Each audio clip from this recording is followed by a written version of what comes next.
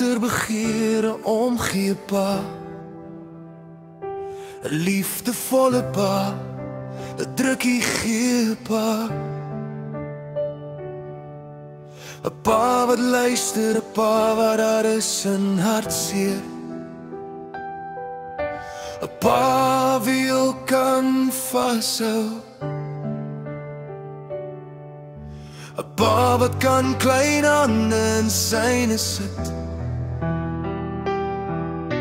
'n pa wat te leer lag, 'n pa wat saam met hul kon huil,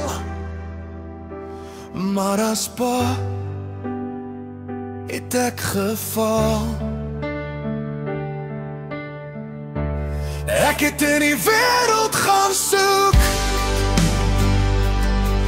na die liefde wat by die huis was.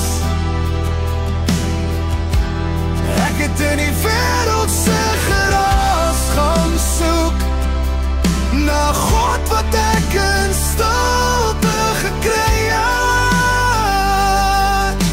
God en sy liefde was al die tyd by my huis. Ek was 'n dronken liefdelose pa, 'n harde pa wat wou vloek en raas,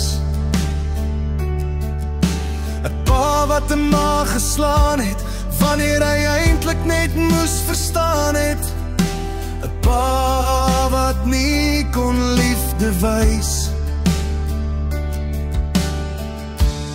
Ek het in die wêreld gaan soek na die liefde wat by die huis was. Ek het in die wêreld se geraas gaan soek na God wat ek in stilte gekry het. God en sy liefde was al die tyd by my huis. Maar Here, help my om 'n voorbeeldige pa te wees, 'n liefdevolle pa te wees, 'n standvastige man waarna ou kan opsien, 'n vader figuur wat God liefhet, 'n vader wat iets goed nalaat in hul lewens, 'n vader wat meer gevoel met hul seer kan hê, 'n vader wat drukkies kan uitdeel,